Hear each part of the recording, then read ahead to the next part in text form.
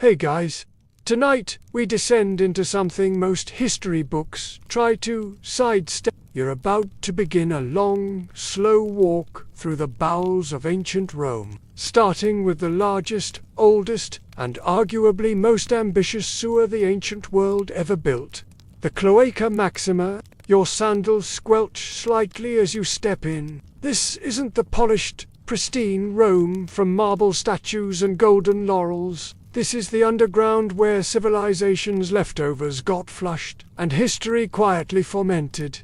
It's dark, it's damp, it smells like someone spilled anchovy smoothie over 800 years of bad decisions. It's the idea that people lived, loved, and paired right above this tunnel for centuries, and it's still kind of alive down here. You stand just outside the low, arched opening a gaping mouth in the stone that seems to breathe warm air tinged with wet limestone and old garlic. The sound of dripping water echoes like whispers from invisible corners. Every squish underfoot makes you wonder, how much of this is mud and how much is other? I always love seeing where this sleepy sewer tour ends up around the world. Regardless, you spot stone reinforcement beams clearly added centuries later, maybe during Augustus' reign. There's the sound. A soft plip-plop, not water, something more. Gelatinous. Your breath catches. You freeze, then laugh. It's just your imagination, or the last of your sanity beginning to trickle out through your ears, when even the sewers got a little imperial upgrade. The walls are slick with mineral deposits, their once sharp angles now blurred by time and calcium. But even now, spot your first ancient artifact, not a golden goblet or marble sculpture but a rusted-off chunk of what might have once been a chamber pot. It glinted proudly in the torchlight, as if saying, I, too, held history. Some branches remain mysterious. There are legends of lost tunnels leading straight into palace walls, secret escape routes, or even entire rooms built for clandestine meetings beneath the streets. That's not in your official tour brochure. But hey, it's from some of its most important decisions were probably made in bathrobes or over sewer grates. Occasionally, your fingers brush something soft growing on the walls. You decide not to look closely. It's cooler now. The ceiling seems to breathe in sync with you. You've officially crossed the threshold where the occasional above-ground noise horse hooves. Market chatter disappears completely. You are inside Rome now. Not the glory of its temples or the splendor of its roads, but the wet, low-humming, ever-flowing gut of the empire. The Romans took credit, and boy, did they run with it literally, letting entire neighborhoods drain right into it. Urban planning at its grimmest. You probably won't survive this walk. Not from anything dramatic, no Roman trapdoors or gladiator surprises, but from sheer, creeping dread. So, before you get comfortable, take a moment to like the video and subscribe, but only if you genuinely enjoy what I do here. Carrying the faint smell of garum, Rome's favorite fermented fish sauce, someone must have dumped a jar, or maybe it just never left. And let me know where you're watching from and what time it is. Now, dim the lights, maybe turn on a fan for that soft background hum, and let's ease into tonight's journey together. You trudge deeper, ducking slightly as the arched ceiling presses low. Built around the 6th century BCE, under the orders of the before Rome even had emperors, the Cloaca Maxima started as a drainage ditch and quickly evolved into a full-fledged subterranean highway of human waste.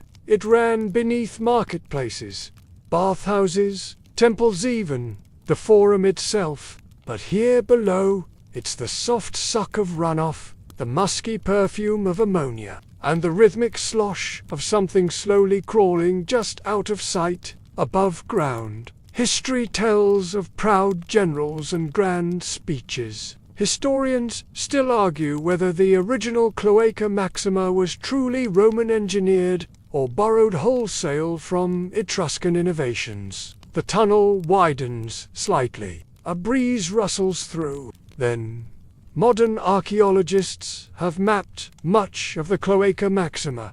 The temperature shifts. You take another step forward, and a soft splash rolls down the tunnel ahead. You're not alone.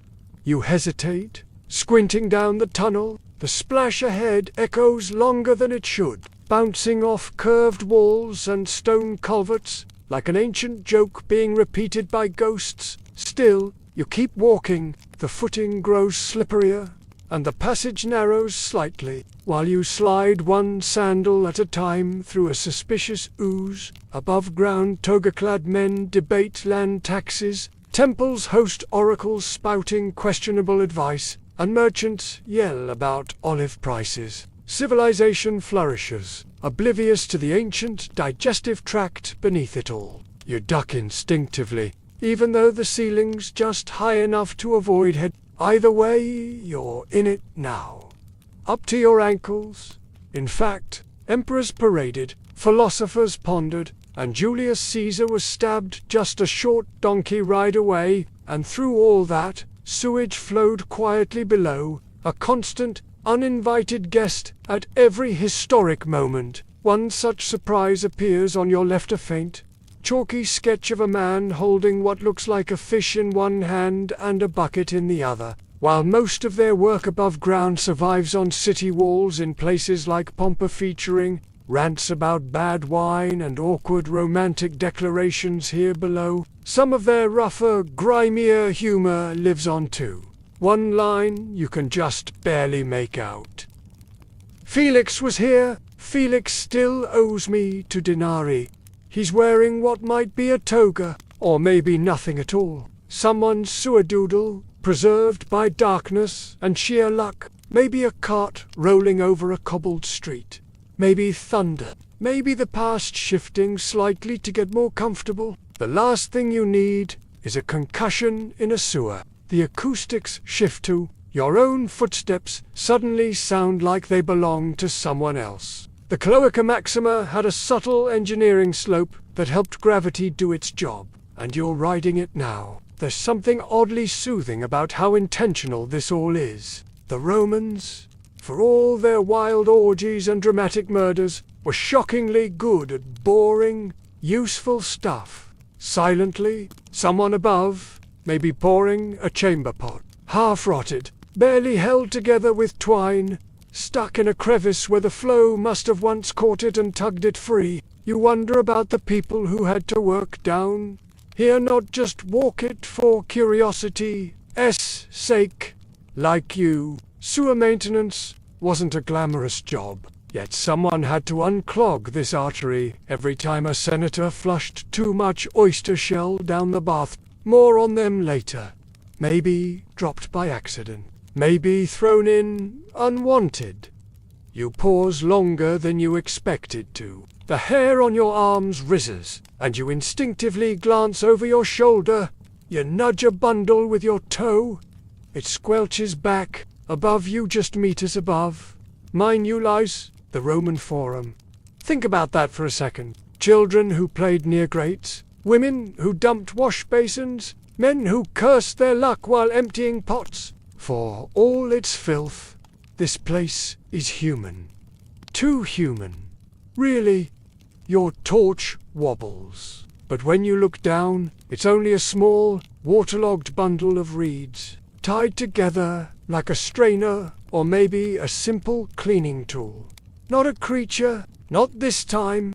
The Forum wasn't just a marketplace. It was the beating political heart of the empire. You brush past a thick cluster of ancient brickwork, noticing Roman stamps on some of the tiles, imperial marks showing which local workshop had supplied the building materials. It's oddly comforting to know someone had a quality control system for sewer construction 2,000 years ago. That's one way to leave a legacy. Historians still argue whether the Forum was deliberately built over the Cloaca Maxima for symbolic reasons, an empire built literally on sanitation, or Whether it was just an accident of topography and civic necessity, your torch flickers as the air pressure shifts. You've just entered a more spacious chamber, one of the intersections where smaller drains fed into the main artery. Still alone?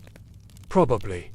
Romans were deeply practical, but they also had a flair for drama. So even here, beneath their shining temples, they left touches of personality. Quirky fact: Roman graffiti artists were surprisingly prolific, even underground. As you move forward, a faint rumble above causes a fine layer of dust to fall from the bricks. Somewhere along the route, you find yourself sidestepping chunks of what look like calcified trash that clung to the stones like barnacles. Then comes a moment that's surprisingly touching. A child's sandal. It's easy to forget that the people who used this sewer weren't just abstract Romans, but individuals. Suddenly, something brushes your ankle. You yelp quietly. The tunnel now veers slightly downhill, and you feel yourself picking up pace without meaning to. Still, for now, you're still under the Forum, still beneath the polished sandals of history, and slowly, you don't look up. The next stretch narrows again, and your shoulders graze slick stone walls as you move forward, one slow, deliberate step at a time. The air shifts less rank, but heavier somehow. You're deeper now, and the surface feels like another world entirely. The Forum is behind you, and the only thing accompanying you now is the soft plink of dripping moisture and the faint sigh of centuries held in damp stone. Then your torchlight catches it.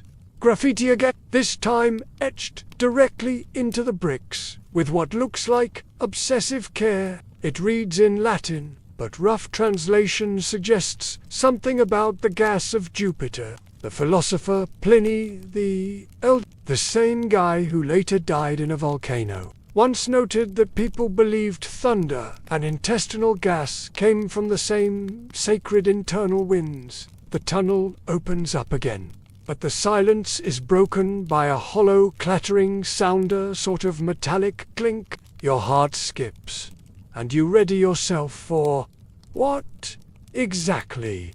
Sewer gladiators. You notice places where repairs were made, likely in Augustus's reign, again during Hadrian's time. You nudge one, and it rolls gently before stopping against an old wooden support beam that's holding up part of the tunnel like an arthritic elbow, and possibly even under later emperors trying to prop up the crumbling sewer.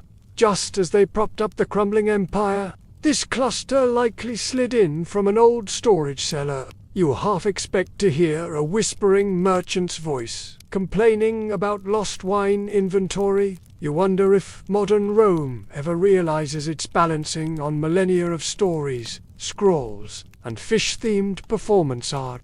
You're entering a stretch where underground springs once merged with the sewer system. It helped flush things out, or at least dilute them to more navigable consistency. Romans, ever practical, designed inlets for clean water even down here, believing that moving water was purifying even when it ran side by side with human waste. These patchworks are visible in the mortar.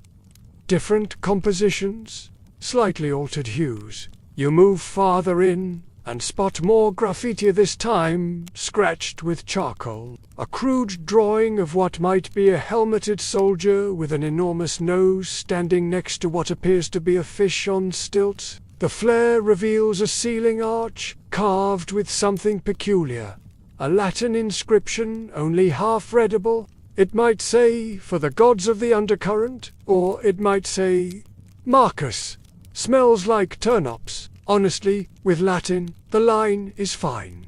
This far in, the Cloaca Maxima no longer feels like infrastructure. It feels like something older, something watching, a historical timeline of crumbling bowels built into the walls themselves. Historians still argue whether that was meant to be medical commentary or just Pliny being, well, Pliny.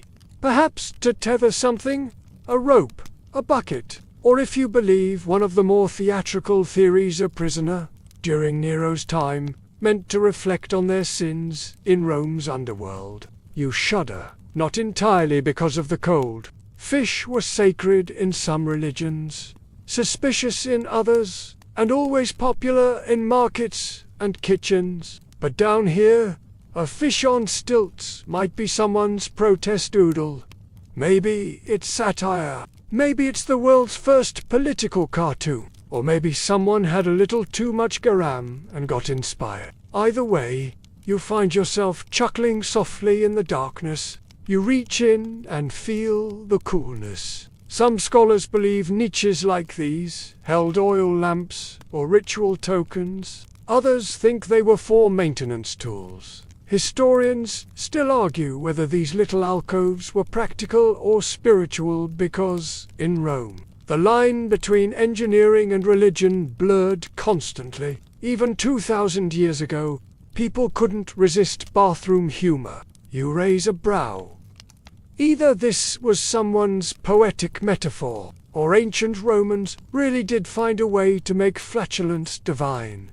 It's not just moisture anymore, it's runoff from a recent Roman rainstorm, meaning everything from the streets above is coming down here now, collecting, coiling, mixing into one questionable cocktail that swirls around your toes like it has opinions. And believe it or not, they sort of did. But the engineering here is no joke. Look at the wall Saint brick, fused with cut tufa, that soft volcanic rock the Romans loved for its workability. A trickle of water sneaks into your sandal and you grimace, not from the wetness, but from the sudden chill. There's a bend ahead, and you round it cautiously. But no, it's just a small cluster of broken amphora shards, some with decorative patterns still visible. Amphorae in the sewers weren't unusual. Romans often repurposed broken ones as filler during construction or just dumped them when they were beyond saving.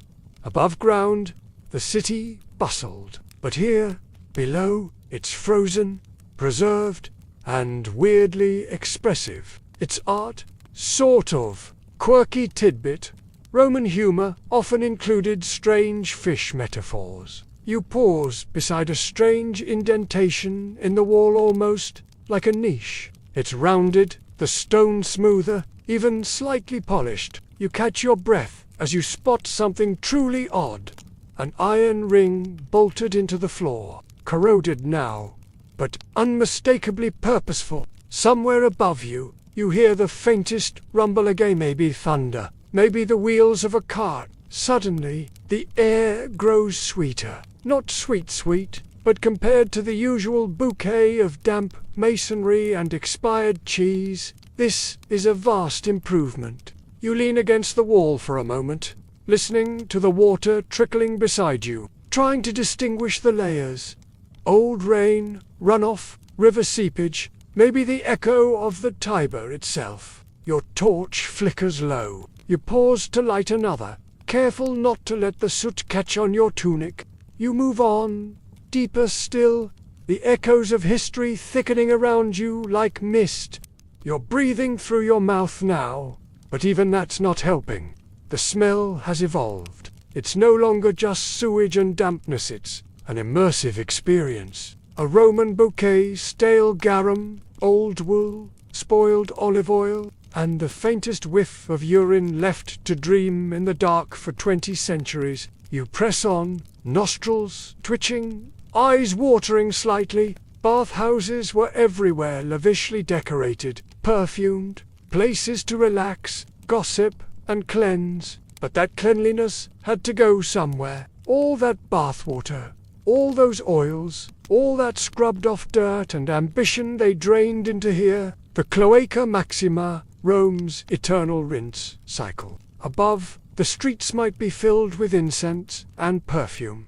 But down here, it's the empire. The ancient texts didn't lie, Rome had a smell, and apparently it still does. Your sandals make a soft sucking sound with each step, like the sewer itself is trying to keep you here. It's hard to say. Your sandal slides, and you catch yourself on the wall just in time. A man's face, crudely sketched in profile, with large ears and an open mouth. Someone labeled it Lucius, followed by the words "never shuts up."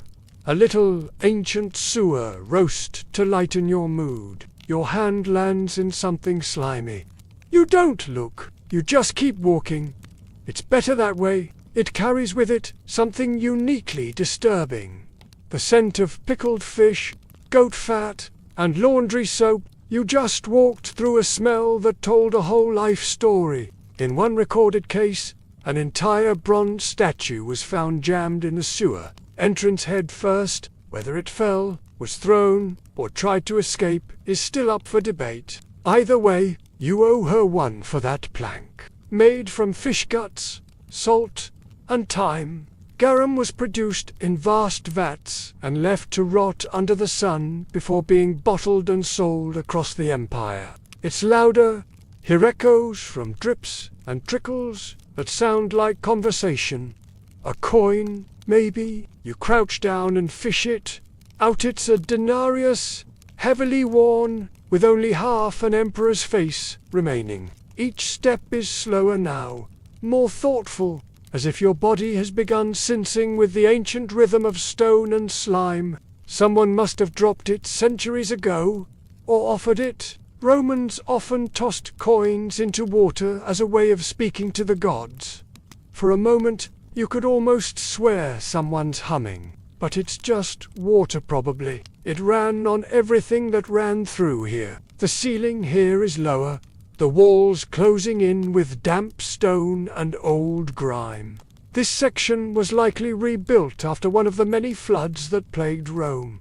Water would rise from the Tiber, overflow the streets, and back up into the sewer, turning this grand channel into a slurry of debris, waste, and despair. You crouch a little, hands out for balance, and catch a glimpse of something embedded in the floor tile, oddly polished. You brush it off and see it's not just any tile. It's a mosaic shard, part of an old decorative floor that somehow collapsed into the sewer below. A swirling bit of red and black pattern, like a piece of an ancient fever dream. Naturally, not every jar made it to the table. Some were dropped, some dumped, and some probably during one drunken toga, party tossed into the sewer with gusto. It must have connected to a latrine or public bath. You peek in and immediately regret it. Something is foaming. Evidence supports both models, depending on the neighborhood. In posher districts, sewage flowed freely. You mutter a silent prayer to Cloaky Nother, Roman goddess of the sewer system. Yes, she was real, worshipped. In fact, her shrine once stood above this very system. She protected purification, drains, and arguably your ankles. In poorer ones, well, let's just say bucket duty was a thing. The Romans even taxed urine. Emperor Vespasian infamously levied a fee on public urinals, saying, "Pecunia non olet." Money doesn't stink. Try putting that on a coin. Roman hygiene is a strange paradox. They were famously obsessed with cleanliness. You pass a side tunnel now, narrower and more jagged. Historians still argue whether latrines fed directly into the sewer or were emptied by hand first. You're hit with a sudden breeze of sour, warm draft that comes not from above, but from deeper within. And then, of course, there's the Romans put fermented fish sauce on everything. It was their ketchup, their mayo, their universal condiment, and you've just stepped in one. All three. You'd pass another carving now. This one higher up and partially obscured by mineral build-up. The Romans were masters of passive-aggressive wall art. As you descend slightly, the temperature drops again. Quirky tidbit. Sometimes bathhouses and villas would collapse during construction or earthquakes, sending ornate debris down into the Cloaca Maxima. A rat scurries past. You name him Brutus and let him go. The ground levels out again, And the walls here look different, patched together with materials that don't quite match. You step onto a plank someone once laid across a particularly deep trench. It creaks with ancient misery, but holds just barely. Historians still debate whether people took Cloquina seriously, or if she was more of a civic mascot. As you straighten the ceiling arches again, you'll realize you're approaching a point where several smaller sewers converged. You pause and let your torchlight sweep the chamber. The walls glisten. The ceiling weeps. Something glimmers in the flow. It worked. You're listening. You pocket the coin and move on. Deeper into the stomach of the city, you don't know what lies ahead. But one thing is certain. Rome didn't just run on conquest and coin, and you've got a long way to go. The light from your torch flickers as a gust of air rushes through the corridor, moist and distinctly alive. You stop mid-step, head tilting like you might be able to hear better if you squint. The sound you just heard didn't come from your footsteps. It came from ahead. Something's moving. You press onward anyway. Slowly. Because if there's one thing worse than meeting something unpleasant in a Roman sewer, it's sitting still long enough for it to find you first.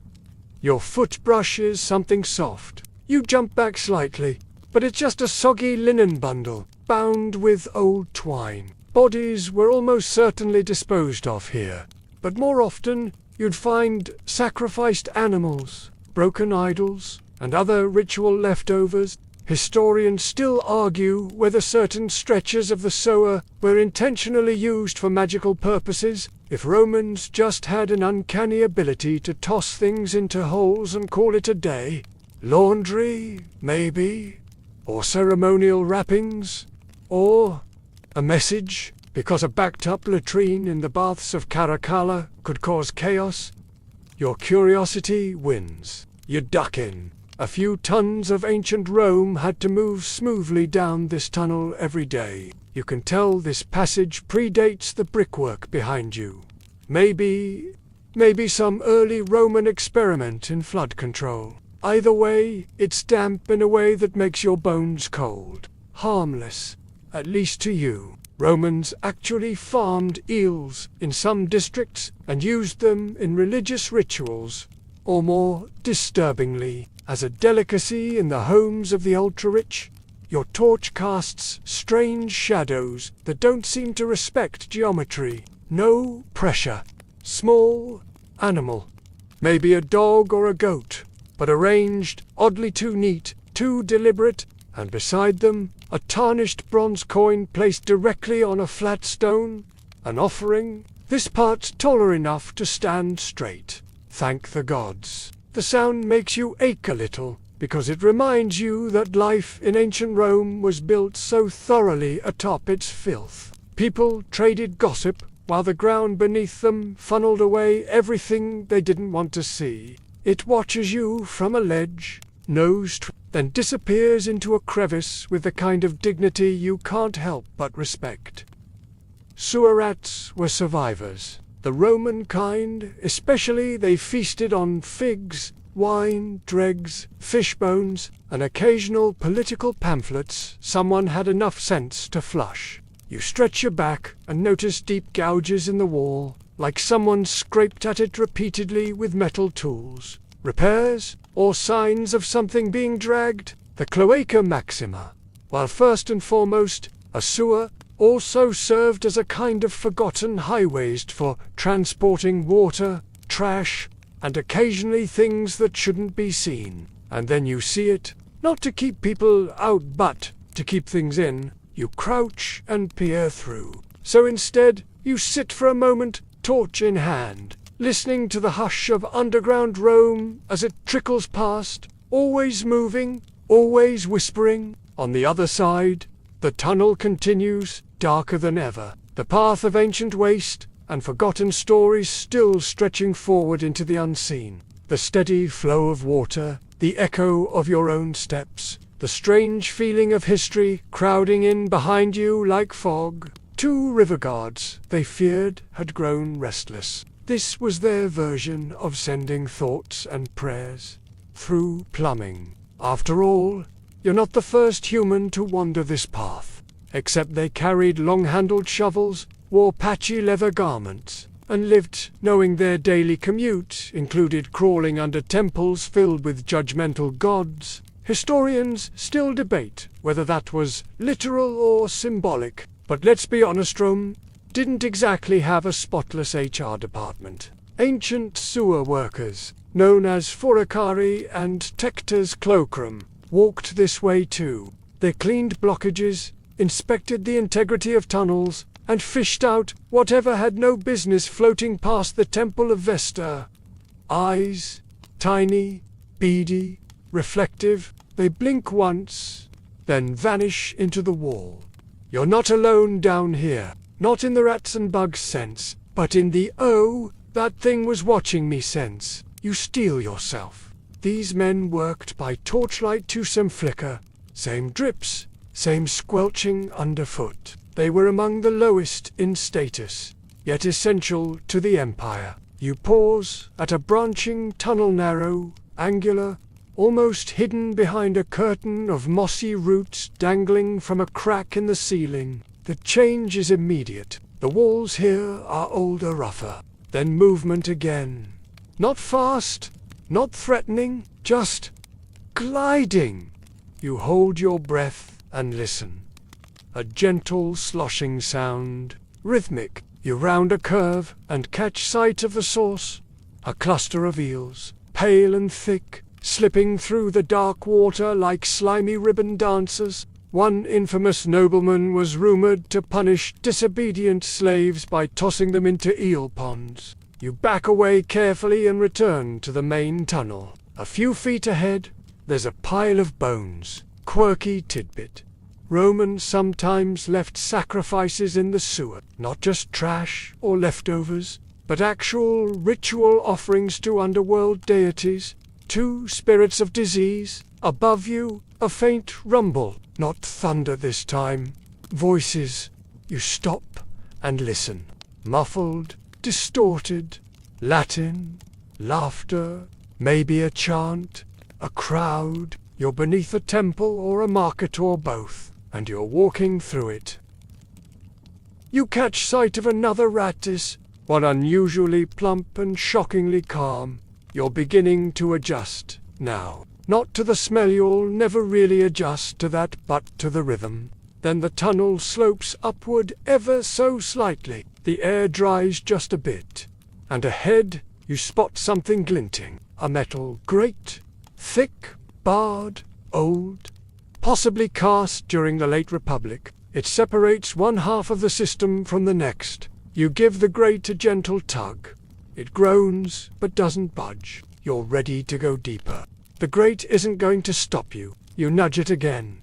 And this time, one of the lower bars gives just enough. Twisting with the kind of metallic sigh only 2,000 years of damp regret can produce, the ceiling arches higher, and the walls widen into a kind of irregular chamber-like, a quiet cul-de-sac for runoff and forgotten things. This is where it starts to get weird. Not just smelly, not just damp. You slip through, barely avoiding an enthusiastic puddle, and re-enter the flow. A bone comb, still intact, missing only a few teeth, and beside it, a folded scrap of parchment, now black with moisture but still visible beneath the slime. Some scholars point to festivals like Saturnalia, where taboos were inverted and the lowest in society were given power, perhaps even allowed to hurl tokens into the Cloaca Maxima as a form of temporary divine license, not much stronger than before, but enough to carry little wisps of floating straw and olive pits that bob along like they re on vacation, and with it comes a soft trickle from above. Rainwater, which means you're nearing a vertical drain. The gods weren't just in the sky. They were in doorways, crossroads, ovens, and, yes, drains. Especially drains. You stare into that distant shimmer of Rome, above a breath of fresh air miles away. You could call for help, but what would you say? You're passing under a neighborhood, now one that, centuries ago, housed some of Rome's wealthiest families. Above you, once upon a time, marble courtyards and mosaic-floored atriums would have echoed with laughter, barking dogs, and the clink of wine cups, spirits of disease, of misfortune, of vengeance. Those needed somewhere to go, and so people would make little offerings to them. They don't lie. They carry what people want to forget, but they don't forget. The beam is labeled, faintly, with scratched letters, SACRVM. Throw something precious down a drain, whisper a hope or a curse, and let the sewer carry it where it needed to go. Just a few feet ahead, the tunnel changes again. There's an alcove to your left, and in it sits a cluster of objects, arranged intentionally. A small clay figure, headless but seated. These were inscribed with the names of enemies and requests to the gods of the underworld to, say, ruin someone's career or give them uncontrollable diarrhea. Super specific. Super Roman. This isn't trash. This is a ritual. Romans believed in layers of the divine. Around you, you reach in and pull it from the water, a bronze oil lamp, unlit, carved with a figure you recognize. Mercury, god of travelers, thieves, and messengers. Strange items swirl by orange peels, a broken brooch, what might be the handle of a dagger. The artifacts of daily Roman life, flushed into obscurity. One of those motifs that could be just a craftsman's doodle or something deeper. Some scholars think spirals represented portals in Roman magic, a passage not just between places, but between worlds. The torch trembles in your hand. Historians still argue whether these sewer sacrifices were mostly personal or community-based. Evidence exists for both. You step around the offering carefully. The water here is clearer, not a monster. You glance up, half buried, in rubble, alone. Maybe lost, maybe hiding, maybe waiting for something that never came. Slumped at an odd angle, with its jaw hanging open in what might have been surprise or a really awkward yawn. Around its neck hangs a rotted pouch. You lean close.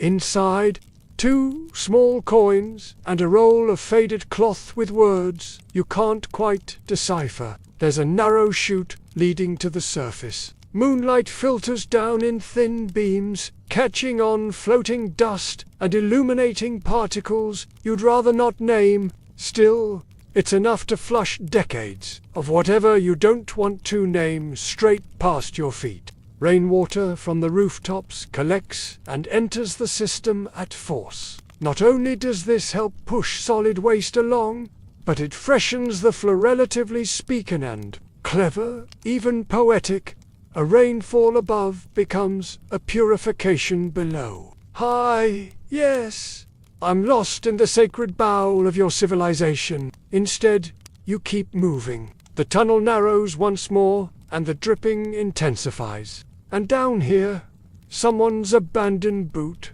Soft leather, a bit of red dye, still visible. You'll nudge it with your toe and wonder how it got here. Dropped during maintenance, thrown out by a disgruntled servant, or something darker. That's the thing about sewers. They're honest, brutally, depressingly honest. You duck under a particularly low beam, rotten wood reinforced with ancient iron. Sacred, a sacred beam. Down here, you look again. There's more.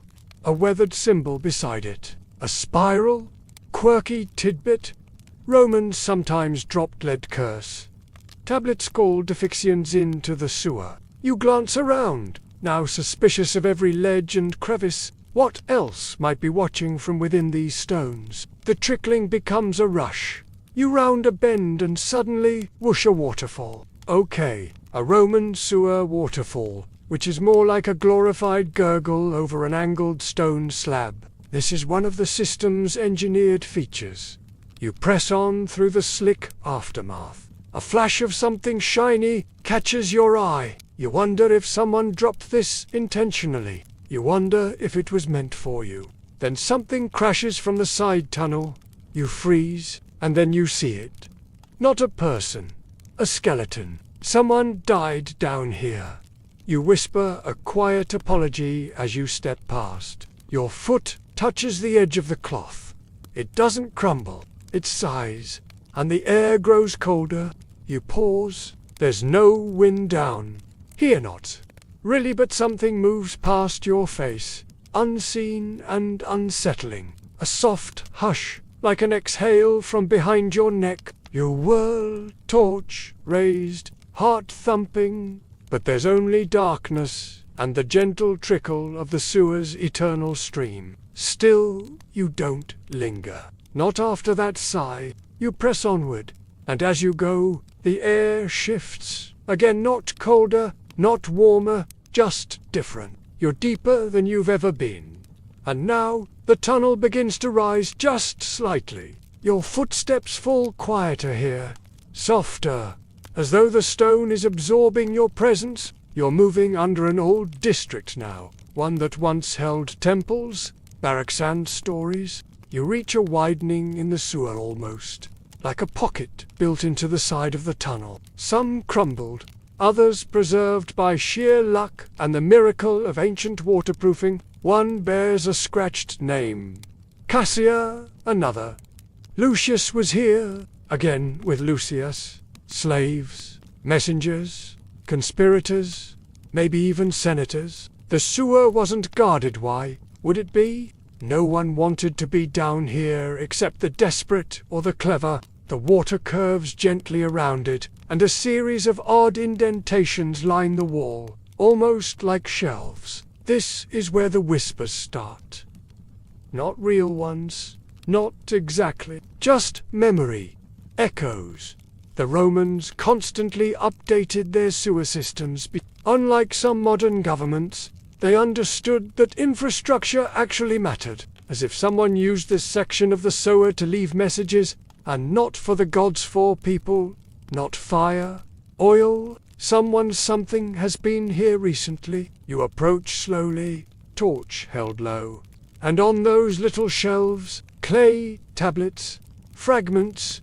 You don't recognize every word, but it's the cadence that strikes you, chant-like, repetitive, low, reverent. Some of these markings aren't casual graffiti, they're coded, brief and cryptic. You realize this might have been a meeting place. One holds a torch, the others seem to be gathered around a stone slab, where something lies draped in cloth. Historians still argue whether Rome's underworld of politics and power ever used the cloaca maxima for subterfuge. There's no definitive proof. But then again, how much hard evidence do you expect to find when the goal was secrecy and the disposal method was a moving river of filth? When your vision returns, the space is empty. It's not loud enough, not clear enough, but the tone is unmistakably ritualistic. And just as suddenly as you spot them, the flame of their torch dies out. You can almost hear them. Quiet footsteps, the shuffle of a cloak, whispered words exchanged before vanishing back into the dark. You've stopped keeping track of how long you've been down here. There's only forward, and on it, a small wooden bench. Yes, a bench, waterlogged and ancient, but unmistakably a seat. Why would there be a bench down here? Or the dune? A soft splash ahead breaks your thought spiral. You raise the torch and spot footprints, fresh ones. Not yours. The trickle of water, the pulse of old stone, and somewhere in the distance, a slow metallic drip. Drip, drip, just the memory of sound and an odd, persistent echo bouncing off the walls, like a laugh swallowed halfway. They lead deeper into the tunnel. Still damp, still glistening, barefoot. You follow, because what else are you going to do now? It opens. Beneath it, a narrow chute, steep, slick, clearly used once, long ago. to dump something or someone into the lower levels. The tunnel walls here are different, again smooth, and lined with flat bricks that suggest a renovation from Hadrian's era. The cult of Mithras, for example, often held rituals in basements and caves. Some even argue that Mithraic followers used parts of the Cloaca Maxima for secret ceremonies, though the evidence is circumstantial at best. Still, standing here, you believe it entirely. There's a faint scent of smoke now, and then voices. You freeze. Faint, muffled, Latin. You crouch, inching forward, peering around the curve of the tunnel, and you see it. A small group, 3, maybe 4, hooded figures, standing in a dry pocket of the sewer just off the main flow. They're praying, or reciting, you can't quite tell. Total darkness. You blink. You rush forward, cautiously. There's no one there. No torch, no cloth, not even footprints.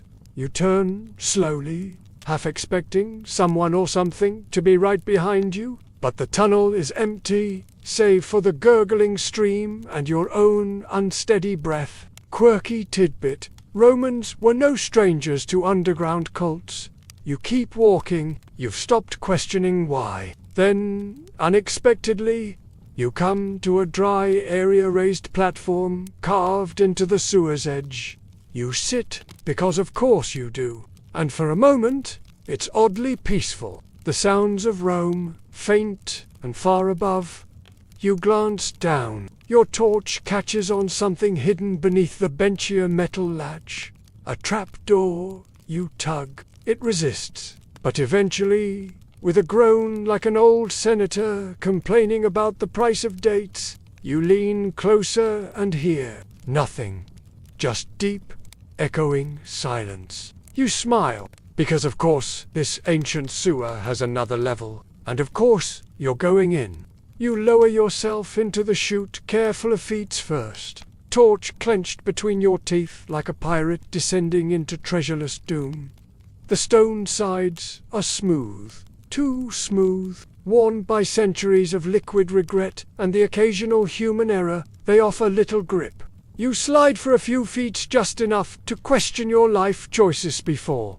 The chute flattens, and you land softly in a pool of cold, shallow muck. The walls are no longer uniformly bricked. Instead, they're jagged stone carved directly into the earth, reinforced in some places with wooden beams, now petrified by time and rot. This isn't part of the official Cloaca Maxima anymore. This is pre-Rome, proto-drainage, Etruscan maybe. Congratulations, you've reached a new low. Some insist the Etruscans laid the foundation, and Rome just piggybacked on their genius with better branding. Older than Julius Caesar, older than the idea of Italy. Others claim it was the earliest kings of Rome, Tarquinius Priscus or Superbus, who commissioned the original drainage channels to dry out the marshes between the hills. Here and there, you see primitive carvings, less graffiti, more symbolism. Spirals again.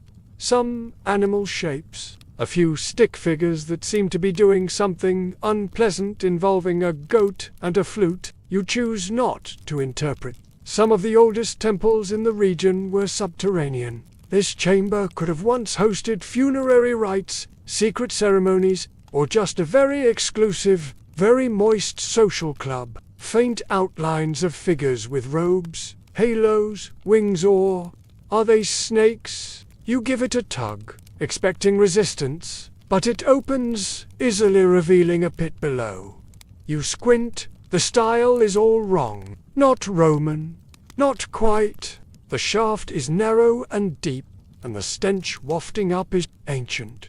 Not just bad, but timeless. Like the world's first compost heap. The space down here is tighter, rougher, and somehow older than the passages above. Historians still argue whether the earliest parts of the sewer were built by Romans, or merely adapted from earlier civilizations.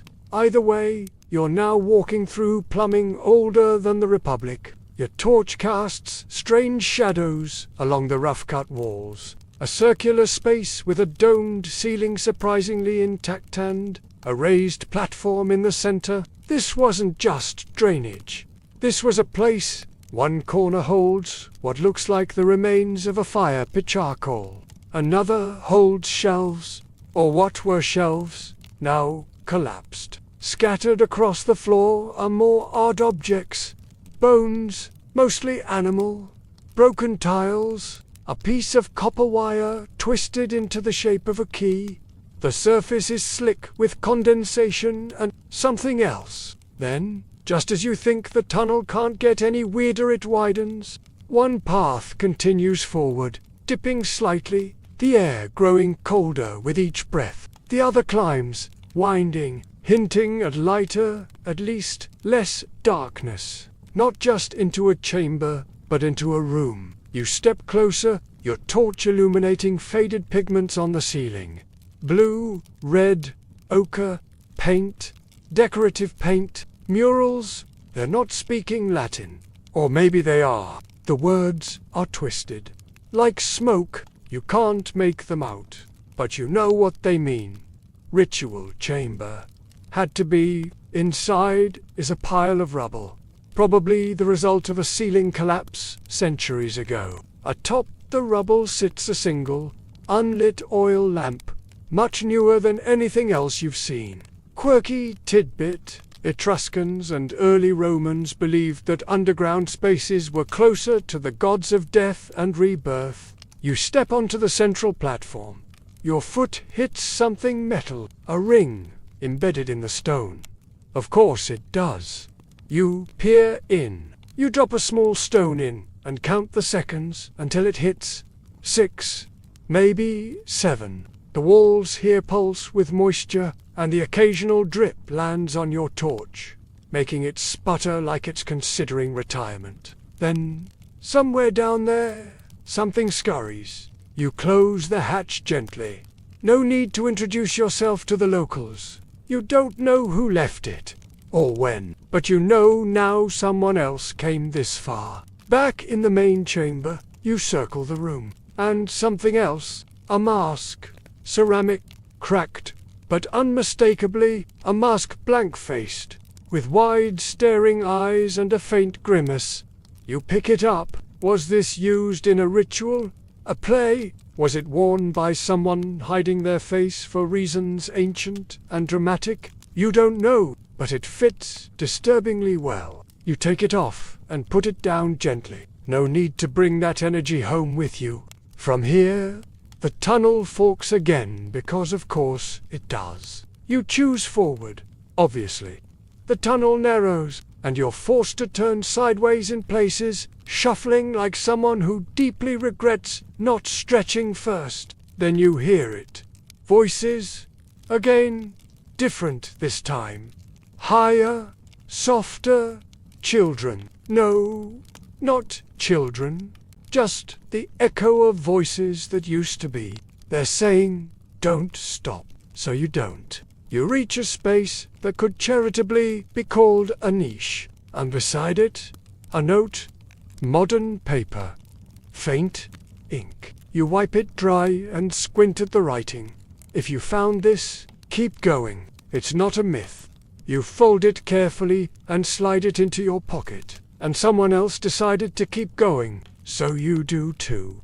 You fold yourself back into the narrow passage, heart ticking louder than your footsteps. There's a warmth behind your ribs, now not fear exactly, but something cousin to it. You're no longer just wandering through Rome's ancient underworld. You're chasing someone's footsteps. The torch dims again, and for a few seconds, you walk in semi-darkness until the flare reasserts itself with a gentle pop.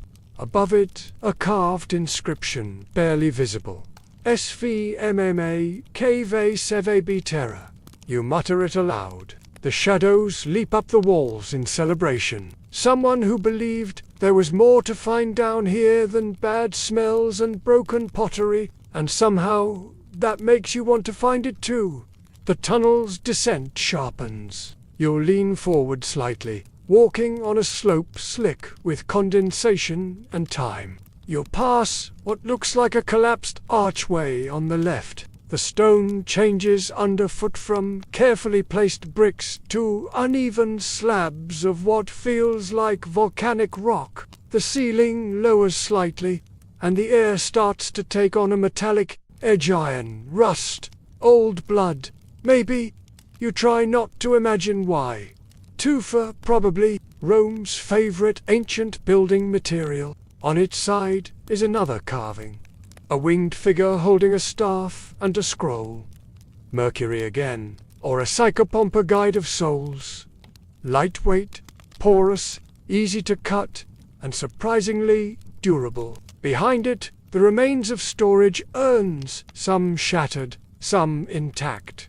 You spot one with its seal unbroken. You don't open it. You respect that it's been closed longer than most languages have existed. Half the forum was built with it, and now here you are, tracing it with your sandal like a catacomb cartographer. The highest things lie below the earth. A philosophy, or a warning. This is where things shift. Not decorative, directional.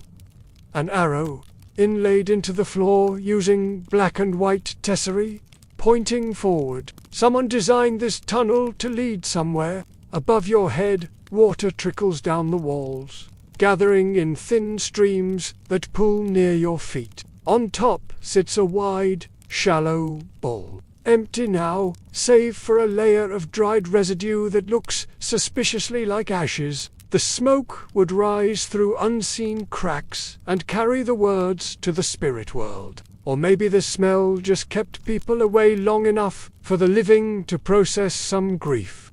The tunnel opens again into a chamber ceilinged, almost claustrophobic, and smack in the middle of it, a pedestal, some say yes, pointing to underground chambers that line up suspiciously well with sewer routes. Others insist it's coincidence, or the result of later burials and sinkholes. Circular, domed, perfectly echoing your breath back at you like a whispering mirror.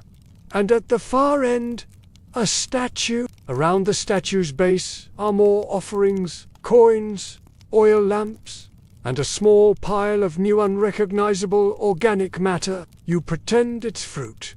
You don't smell fruit, but here you are, staring down a flight of stairs that shouldn't exist in a sewer. You step through. You pass through sideways, ducking beneath tangled branches that haven't seen daylight since the Alps were new. Your torch stutters, then catches just enough to illuminate what looks like a handprint on the wall. Not a metaphorical one, a literal stone pedestal waist-high, encrusted with lime build-up and cobwebs, but unmistakably carved with purpose. Quirky tidbit. Ancient Romans sometimes burned messages to the deadly belly on altars like this one, especially in subterranean spaces. You circle the pedestal, you whisper, "Thanks for the tour," before pressing onward. Just one to the right and one to the left. You pass a rusted iron gate, now half melted into the wall. Then, as you round a curve, something new appears. Tiles. The air here is still. Still in the way a tomb is still. Mosaic tiles, you can smell minerals. Stone. Time. A glow, soft and golden, seems to pulse gently from somewhere unseen. You follow, a few meters on, another tile, this one, not an arrow, but a symbol. A stylized fish, facing left, and just past that, stairs. Actual stone stairs, leading down. Historians still argue whether the Cloaca Maxima ever connected directly to temples of mystery religion Smith, Isis, even the early Christians. So, naturally, you descend. The stairs open into the largest chamber you've yet seen. Tall, unbroken, a robed figure, no face, no inscription, just a hand raised, palm out in eternal greeting. Or warning. You approach slowly. Behind the statue is a doorway. You hesitate, because this one's different. It's not Roman, not even Etruscan. It's older. The stones are irregular, stacked without mortar, like a dry stone tunnel hacked together with raw human insistence. And yet, the tunnel beyond is cramped, filled with old roots and loose soil, pressed into the clay. Human-sized, not fossilized, not carved, pressed. You reach out, place your hand beside it. Same shape, same size. The walls begin to pulse, not literally, not visually, but in the kind of way that makes your ears feel full. The silence has density now. You reach another fork, but this time there's no path forward. A choice. You look left. The tunnel narrows, the walls seem closer, but there's a faint breeze coming from that direction. To the right, the air is warmer. You smile, because this isn't about directions anymore. It's about what kind of story you want to walk into. And you, dear sewer traveler, are just getting started. You turn right, because, of course, you do. Toward the glow, toward the warmth, toward whatever part of you still believes that ancient secrets should sparkle just a little. The walls are still that strange, unmortared stack, their surfaces slick with condensation and speckled with tiny calcified deposits, mineral whiskers that have been growing in this forgotten darkness for millennia. The tunnel narrows again, but not uncomfortably more, like the space is shifting to fit you. As though these stones remember what it's like to carry the weight of a person, not enough to see the source, but enough to pull you forward like a fish chasing sunlight in a pond. Of course it doesn't, but you feel oddly comforted, as if acknowledging the watcher earned you a quiet nod of approval. And there, in the center of the floor, sits the source of the glow. A stone basin, half filled with thick golden liquid, not bubbling, not moving, just shining. You move carefully now, each footstep measured, cautious, respectful. With every step, the golden light ahead pulses just slightly brighter. You pass another marking, an eye scratched crudely into the wall, wide and unblinking. Not Roman, not even close, more primitive. You pause.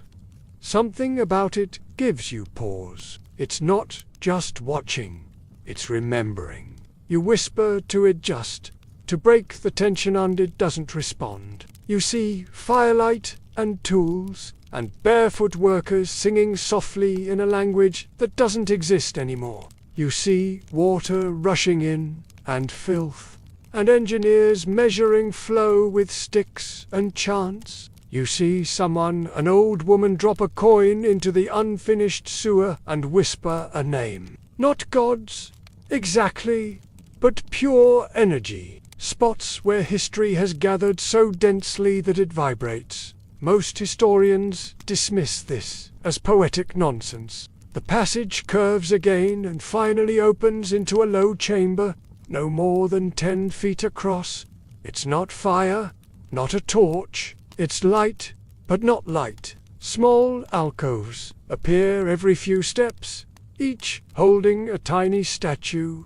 Frogs, fish, birds, a squirrel holding what might be a scroll.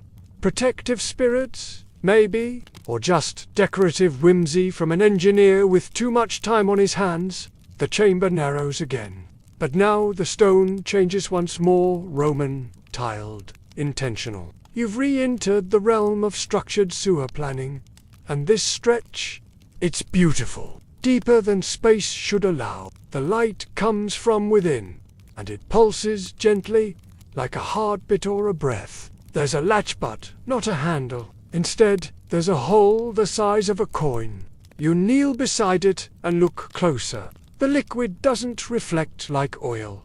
It seems deeper than the basin. You're not supposed to touch it. You know that, but you do. Just one fingertip, just a soft graze across the surface. It's warm, silky, and suddenly the room shifts. Hundreds of names carved into stone. You run your fingers along one. You're not dizzy, you're elsewhere. You see stone being laid by hands, much like yours. You pull your hand back, gasping. The glow dims for a moment, as if nodding to you. You nod back. Quirky tidbit. There are theories, deep fringy ones, that certain places in Rome, especially beneath it, are infused with what ancient philosophers called nomen divine presence. Most believe foricari and maintenance workers were considered low class, expendable, but these names, these words, tell a different story. Someone cared. Someone remembered. Someone carved these lines in stone, knowing they might never be seen by sunlight again. Most historians haven't stuck their fingers into glowing sewer pools. You stand, steadier than you expected, and keep going. Walls of alternating colored brick stare, Carter and ash gray create a soft rhythm, as if the builders wanted to make the journey visually soothing. You smile, and then you see the door. Not a metaphorical one, an actual arched entryway made of black basalt, sealed by a heavy bronze door now green with age and streaked with lime. You reach into your pouch and remember the denarius you picked up earlier, worn, almost faceless. It fits. You insert it, and the door opens with a sigh. Inside is a hall long, echoing, slightly curved, unlined on both sides by plaques, inscriptions. G. Severinus Priscus, who walked these tunnels with reverence. Another, Sabina of the Hill, first to map the lower channel. You keep reading, faster now. Lucius, still talking? You laugh out loud. He made it in. You realize what this place is. A memorial to those who built, walked, cleaned, repaired, wandered. A shrine to the caretakers of Rome's hidden river. Historians still debate whether the Romans ever institutionalized sewer work into a sacred or honored tradition. At the end of the hall is a single word, carved deeper than all the others. I remain. You sit beneath it for a long time, letting the silence stretch, letting the echo of names settle in your chest. You don't speak. You don't move. You simply exist. A soft heartbeat among older, slower ones. And then you rise, because you know this isn't the end. There's still one more descent. You leave the Hall of Names with a kind of reverence, like tiptoeing out of an old cathedral, where the air itself feels like prayer. The torch flickers slightly, as if giving you a silent nod of approval. You're not just exploring anymore, you're participating. The corridor narrows again, and your feet meet steps carved into the stone. Barely there, uneven, slippery with age, you descend slowly, one hand brushing the wall, the other keeping the torch upright. You count the steps, because it feels like the sort of place where someone should be counting. Some still hold a faint tense of their contents, which means they've been preserved by the sewer's strange magic of anaerobic fermentation. You wrinkle your nose and step around them. No one's opening a restaurant down here. The air is thicker, heavier, and every now and then the ground pulses beneath your soles, not like an earthquake, but like something shifting far, far below. A place where even the ghosts have stopped looking back, just humming.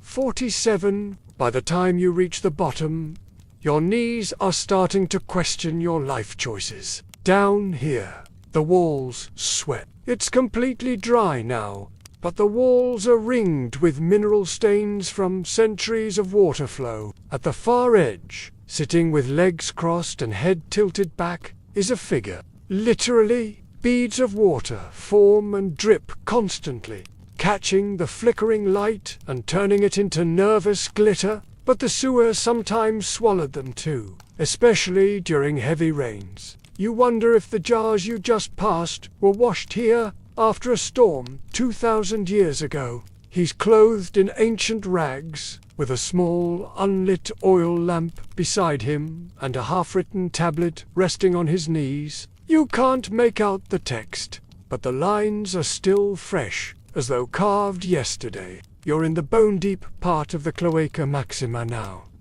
The oldest, most forgotten layer. Shapes flicker at the edges of your vision. Shadows stretch in directions they shouldn't. You blink more often now, unsure if what you see is real, or if the tunnel is simply wearing down your sense of time and self. To your left, a pile of broken amphora jars once used to carry wine, oil, and fish sauce.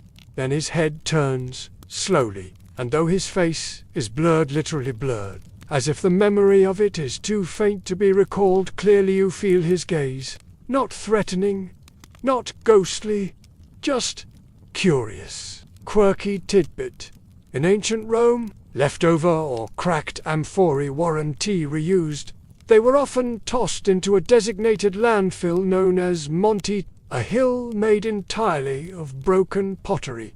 As the tunnel continues, the light begins to play tricks. Then you hear it. You don't know how long he's been here. You don't know what he's waiting for, but you suspect it's not you. You are just a passerby. A drop in the current, just bare stone, curved slightly, leading ever downward, and as you follow it, your torch finally sputters out, not dramatically, not all at once, polished a massive slab of black stone, worn shiny by centuries of slow trickling feet, and at the center, a single pedestalize, another one with a deep bowl carved into its top, just a quiet hiss, like a sigh of relief, and then darkness. Not a voice, not a splash. Human, animal, some too small or too large to identify, all arranged in a perfect spiral, more biological, soft, musical, a low, repetitive tune, like someone passing the time while waiting for a god to show up. Some believe they were seen as vessels of the soul, or pieces of identity that could survive death. No one's proven this, of course, but then again, no one's walked this far. You follow it, and the tunnel opens again, revealing a large circular basin. A man, or at least the memory of one. He doesn't move as you approach, though you can hear his voice still humming, even though his mouth is closed. You sit beside him. Not close enough to touch, just close enough to exist alongside him. It's enough to see by, and it casts your shadow long across the walls, like a ghost from the surface. For a moment, nothing happens. You whisper, "Are you Lucius?" He doesn't answer, but the humming fades, and you feel, deeply and strangely, like that was a yes. You rise after a long pause, leaving him to his vigil. You continue onward. The next tunnel has no torch brackets, no mosaics, no names. You stop, because now you see something else, a faint green glow. Not the golden shimmer from earlier. This one is colder, earthier. You round the final bend and discover the source, a chamber lined with phosphorescent moss, clinging to every surface, pulsing gently in shades of sea foam and jade. The floor here is smooth, but this bowl is full, not of water, not of coins, of teeth, hundreds of them. You feel your stomach clench. Quirky tidbit. There are theories, very fringe, that early Romans or Etruscans used teeth in rituals related to death, memory, or protection. A soft breeze circles the room. No source, no motion, just the sense that something is breathing in here.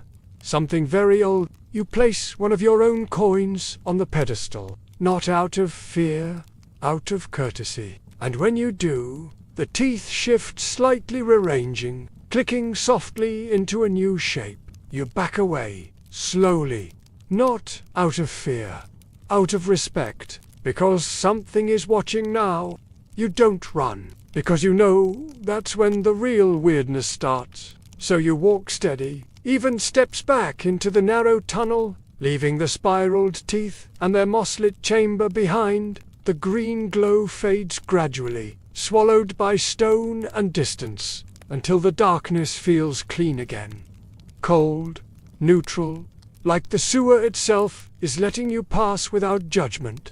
You've gone so far now that up feels like a myth. Your body doesn't remember light anymore. Your skin hums with damp, mineral-rich air. You're no longer just in the cloaca maxima. You are of it. Not rot, not decay, something like flowers.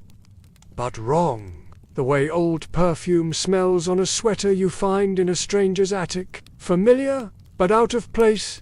The tunnel bends sharply to the right, and as you follow it, you notice a smell new, strangely sweet. You turn the corner and freeze. Ahead is a door, wood, warped and split in places, but definitely a door reinforced with iron bands that have rusted into the shape of vines.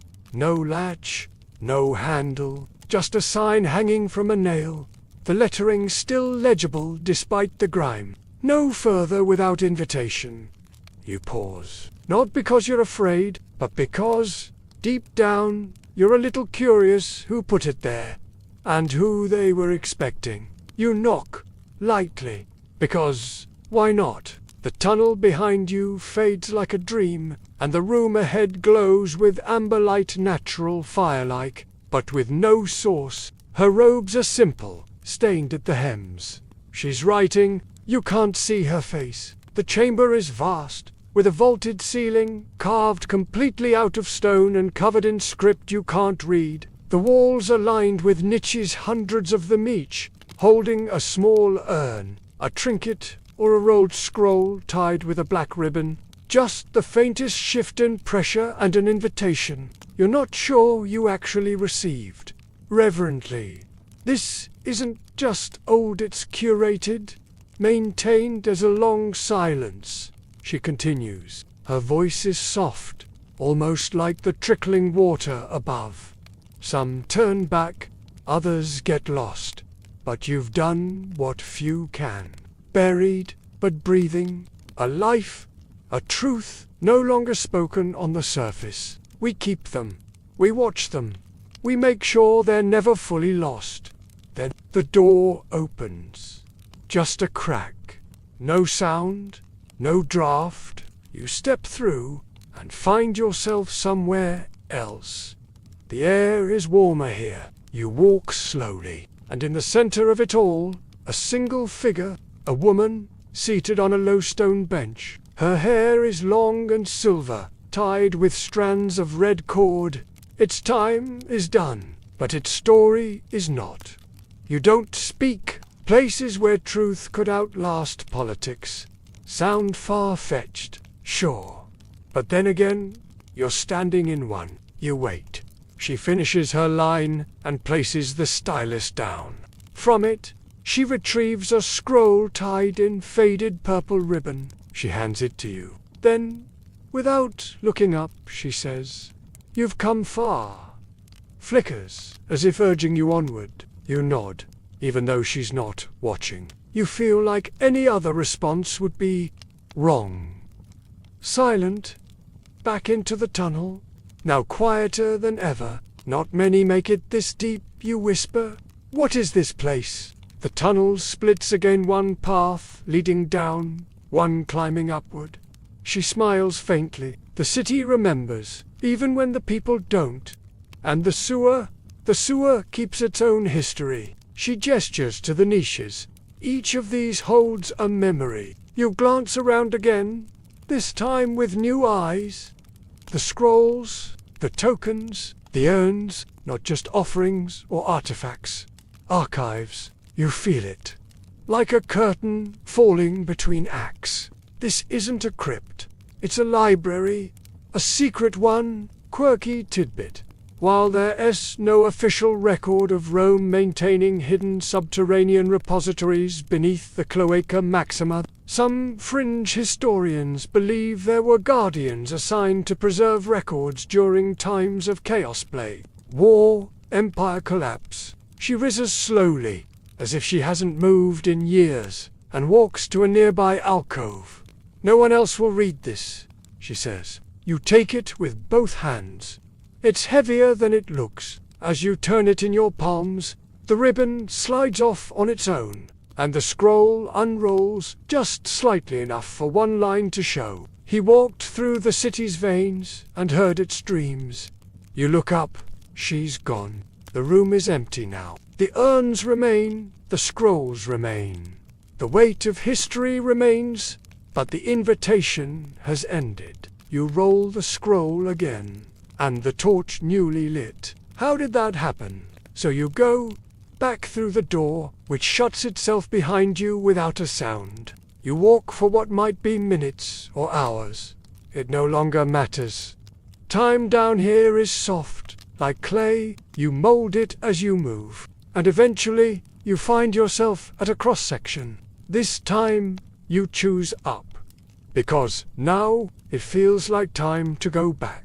The incline is gentle at first, almost unnoticeable, like the sewer is politely allowing your exit without making it obvious. But step by step, the ground becomes drier, firmer. You can hear a faint hiss of air moving, not the oppressive stillness of the deep tunnels, but a kind of breeze, almost fresh. And as you walk, a faint hum begins to return, not music this time, but the whisper of Rome itself, far above. Footsteps, carts, life, muffled, but they're almost. You pass more niches in the wall, but they're different now. Smaller, empty, like forgotten inboxes waiting for messages that never arrived. A single flower white, almost luminous, dangles from it, like a soft punctuation mark in this chapter of your journey. You're heading toward the world again. That's when you spot something odd. A vine, not carved, not metaphorical, a real vine, creeping down from a crack in the tunnel ceiling. Its leaves are pale, as if grown in near. You pause, gently touch one leaf. It curls slightly, then it's the first living thing you've seen down here, aside from maybe yourself. And it's thriving. In a sewer, in the dark, you smile. Historians still argue whether the Cloaca Maxima ever supported a full subterranean ecosystem. Some believe roots and fungus colonized entire sections of it, forming their own slow, quiet forest beneath the feet of them. Others say it's an exaggeration. Overgrowth is rare in such confined stonework. But if you told them about the flower you just saw, they'd probably want to tear up half of modern Rome trying to find it again. The water here is shallow, clear, flowing gently over the smooth bed. A soft, steady stream of all the forgotten things. You keep walking. Eventually, you reach a junction. One side is caved in, a mass of rubble and collapsed brickwork, but the other, clear and wide. You recognize it almost immediately. You've returned to the main artery of the Cloaca Maxima. No torch, no sound, just watching. It's deeper than when you first entered, but unmistakable. Those large, perfect stones, curved into a gentle tunnel that seems to breathe with history. And as you stand there, something tugs at the corner of your memory. You're not alone. You turn slowly. His back. Lucius, you remember that face? It was grinning when you came through the first time. You recognize the shape, now leaned slightly hunched, hair in a knot, at the nape of his neck, robes soaked at the hem. Your torch burns steadier, your step lightens. You can almost smell open air, or at least less sewer. You raise a hand. You can feel it warming your face when you stand directly beneath it. The street, without them, the build-up could caused deadly explosions, or at least Very embarrassing plumbing problems for whichever senator lived closest to the blast. He mirrors you. No malice, no haunting, just a shared understanding. You nod, and he fades. Not into shadows, into the tunnel, like a memory absorbed back into the bricks. A little shaken, a little moved. You keep going. This entire time, the sewer was telling you a story. Cool, alive. It slips through your fingers and continues its journey. Not shouted, just present. Just as you're about to continue yours, you begin to pass familiar markers, patches of etched graffiti, a few old pipe outflows, and one perfectly circular stone embedded into the wall with a tiny face carved in the middle. Now it seems to wink. You take the left fork. Instinct? Or maybe muscle memory? It leads to a section of tunnel with higher ceilings and better airflow. You begin to ascend the final stretch. It's where the ceiling arches high and the floor tilts just enough to allow for larger storm surges. You step to the edge and look back down the long, winding vein of the city's guts. Quirky tidbit: ancient Roman engineers included air shafts in their larger sewer branches to allow the gases to escape. Not in confusion, you spot one narrow vertical tunnel lined with moss. Sunlight filters down in lazy gold threads. It's faint, but it's real. You look up, high above, maybe 20 meters. A gray. You can't reach it, but it's enough to know it's there.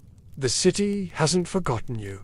You keep walking. At last, the tunnel widens into a large chamber, one you remember passing on the way in, and you realize it just never said it out loud. You crouch, dip your hand into the water cleaner here than expected.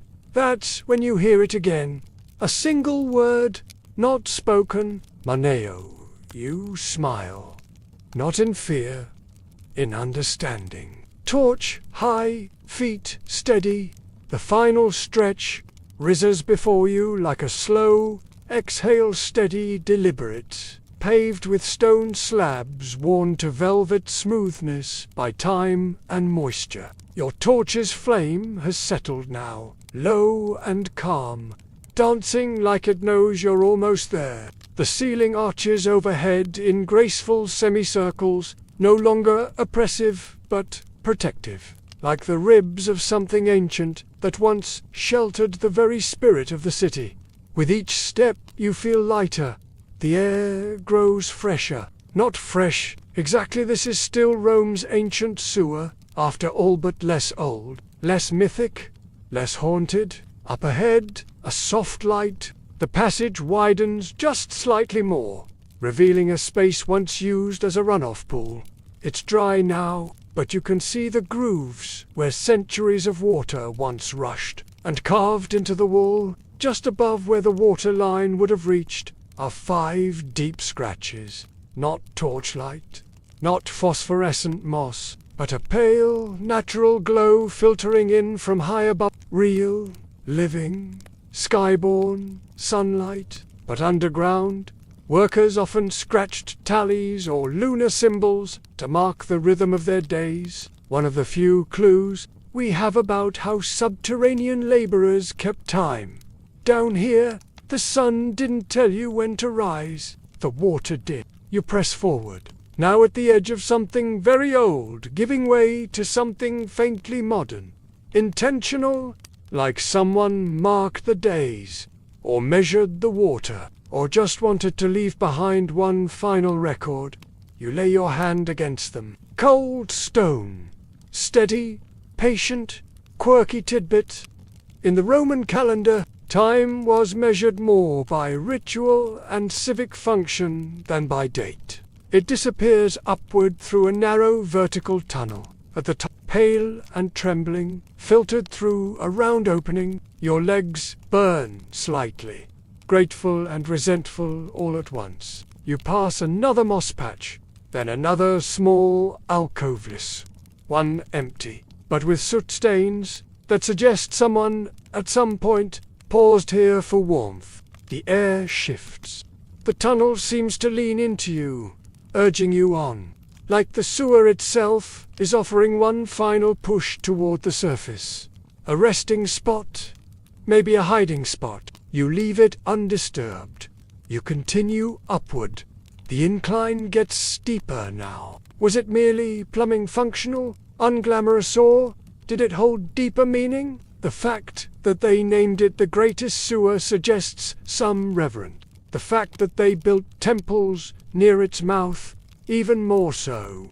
Glowing pools, spiral teeth, scrolls, whispering, statues, unfinished songs. But those answers live in silence, carved into walls like the ones you just passed, and then you spot it. A ladder, iron, fused into the stone like vertebrae. Ancient, rusted, but still intact. Sunlight hits your face like a memory you almost forgot. The stones beneath your feet are dry. A cat stares at you from a ledge as if you've returned from war or dinner. You crane your neck and listen. Voices, muffled, distant, but undeniably alive. Children shouting, the creak of a wheelbarrow, a pigeon's cry. The city. You step to the base of the ladder and look up, but you pause, because leaving now feels like turning the last page of a dream you want to linger in just a little longer. Historians still debate what emotional weight the Cloaca Maxima carried for the Romans. And now you carry a little of that silence with you. You place your foot on the first rung, it holds. You climb, rung by rung, your body sore but buzzing. Your mind filled with images you can't quite explain to anyone else. You reach the top, a round great iron, sun-warmed, etched with rings of corrosion and moss. You push gently, it moves, and then you emerge into a tiny alley behind a church. You look around. No one notices you. No one sees the sewer water at your cuffs. No one asks where you've been. Because up here, the city hums on as usual. But you know, you're not the same. You take one slow breath and walk back into the world above. You don't rush. The alley feels different now, like it's holding its breath just slightly, as if the bricks themselves are waiting to see what you'll do next. You step lightly over a puddle, catch the smell of fresh bread from a nearby window, and turn down a narrow side street that leads toward the Tiber. Your legs still ache, but there's a new looseness in your chest, like a knot that's been slowly, gently untied. The surface world is loud, not in volume, necessarily, but in movement. People laugh and shout. Vendors call from stalls. Wheels clatter over cobblestone.